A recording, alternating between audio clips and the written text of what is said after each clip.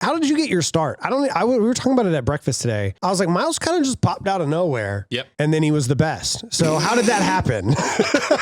Well, it was the drugs. No, it was, dude, it was. You were you were Maven's drug dealer, and then all of a sudden you were in. I got a guy. We have a spot open? All right. No, dude, it was Halo. Halo was my jam. I played that. I was on a reasonably successable team in Europe at the time. I was the first Team Dignitas console team. Way back. We got a couple of chips. We won some big lands. We won a big TV tournament. Which Halo what? 3. Yeah. Okay. I was good at 2. I was really good at 2. Right. But I didn't win anything until 3, which always pissed me off. I was like, why can't I win this? So did you watch 2009 National Championship? Oh, hell yeah. I watched all that. I was just wondering. Because I know a few people that played in that one. Yeah. No, I know. From what I've heard, they talk about it a lot. There's a lot of that going around. So I was true blue, born and bred Halo. I didn't watch any sort of the MLG days in Combat Evolved. Right. But 2, every game, every LAN, man. Oh, wow. My boys and I, we had the MLG TV. Okay. We had That's that cool. shit. We were on the edge of my bed. We did watch parties and stuff, and I never made it out there. Life really never worked out that way. Yeah. But a few of my friends did. And the dudes who ended my career, the Bucks, were Power Gaming, who became the first like pro European team. Okay. They put me in the dirt. Boys.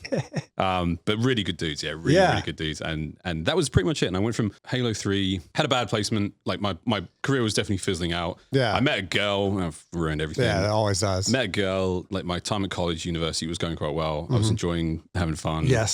And practice started to sort of fizzle out. And my teammates were like, we're going to make a change, blah, blah, blah. And like at the last event, I think we got third. And the guy running it, we had a really, really rudimentary stream just in TV. Right. Like those were the days. Way back. Way back. So there's no evidence of any of this. So you have to take my word for it. Yes, that's good. That's good. Very little evidence. I was also a pro Halo 3 player. See? There's more than North Carolina. The footage is all lost. Yeah, but there's no footage. There was a dude who did. I mean, there's the stories here. This all branches out so rapidly now. Yeah. You know the huge Minecraft streamer YouTuber Philza.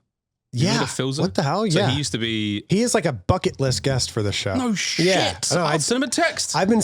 You know Phil? Phil, he was in a team that we competed with for decades. It feels like it wasn't. It was like 6 years. Called Scar Tissue. And what? Phil was at every land. That's and he crazy. He was insane. And then like one day he reached out and I was like, wait, Phil, you're like a massive streamer now. What the fuck? Yeah. Because I remember watching his clips. I mean, he's been a friend forever, but like watching his clips of his hardcore, like those moments, and I was like, "That's Phil. That's Phil. Yeah, like, Phil. What the hell?" Funny because I knew he liked Halo. Yeah. Every time I hear him talk about Halo, he's always talking about like the speedrunning community. So I didn't know if he had ever just outed him. I'm sorry. So well, I mean, I don't know. He got a couple of really, really good. He had a fantastic run with his team, a lot of second place finishes. And then I think I'm trying to remember if they got any big wins, but no, it feels cool. Really cool guy. That's dope. Really cool guy. Yeah. So he was part of that. And anyway, long story short, played it, casted one event, angrily, comedically, had fun. Yeah. And then that kind of became a thing for me where I could still be a part of my community even though I retired. Right. So I started casting the events because I still wanted to go, wanted to see my friends, wanted to hang out, and I never wanted to let that part of my life go, and I didn't. And then one thing led to another, and I got a phone call when Master Chief Collection came out. I did this on Hex's podcast as well, but like he was just like, "I need it. Have you got a suit? Come to London." And I was like, "Dude, I live in Sydney now. I'm not going to do this." And he was like, "No, trust me, it's going to be cool." I was like, "Whatever, man." So it was me, Strong Side, which was fucking crazy. Me, Mike, and basically, we. And Sims and Wonder Boy. Sims is still doing it a little bit now, but he's been in and out of the game. Yeah. He's a big crypto dog now. Yeah. Fuck that. It's they weird, all do. Good for him. And basically that was it. Yeah, man. And then after that Master Chief Collection show, it was called the Battle of Europe. Okay. After that, I went home back to Sydney. Right. Phone just kept ringing. Different games. I basically became like a full-time contractor at ESL Australia. Right. Yeah. Any and every game they wanted me to do. And I was like, I can figure it out. So what games did you games did you commentate? So I went. It was Halo originally, and then I did whatever Halo 5 at the time, right? And then like some Gears of War, FIFA. When you commentate FIFA, do you commentate over the in-game commentators? Yeah. So you're commentating. Oh, you can turn them off. Yeah. Okay, I thought you were commentating over them commentating. No, I've always wondered. I've never watched like a professional. I mean, I don't know enough about football, and especially didn't know anything about FIFA. To like respectfully. The FIFA like creators to respectfully call it. Yeah, nothing. And these were really serious players. This was like a tournament in I was in Kuala Lumpur for this. I was in KL, and like this was also part of one of the Asian COD champs, which was amazing experience. Yeah. But like I'm there with Cripsy, my guy Cripsy, who's a super pro. Yeah. And I said to him straight up, yeah, he was a great commentator as well. And I said, honestly, I was like, brother, I don't know shit. I don't know a thing. I couldn't. And he's like, but you know football or soccer. And I was like, oh yeah, I'm going to sell it. Yeah. But you're going to carry this. Right. Very hard. And he did.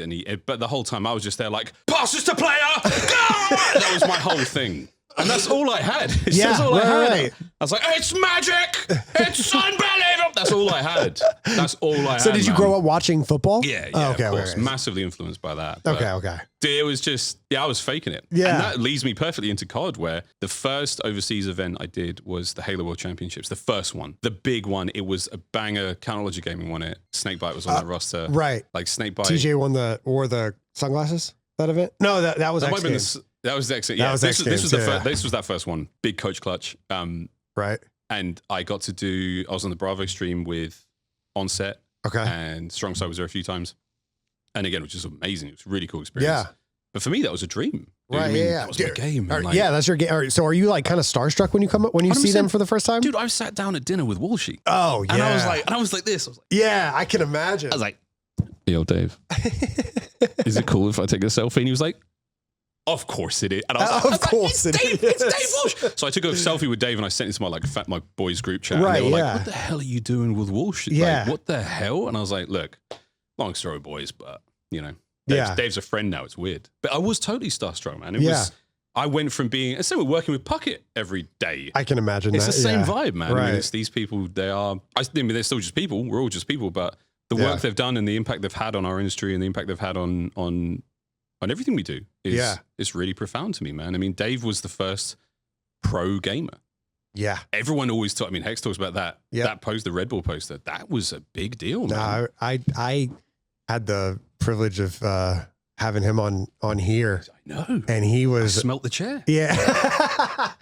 And I'm in a weird lane because I didn't watch Halo until like Halo Reach. But I knew Halo was huge, but I was always the COD kid. I always just like watched like random YouTube videos of Call of Duty kids. But I knew that, you know, Ogre 2 and Walshy, I knew the names, but I wasn't like a super fan of them. Yeah.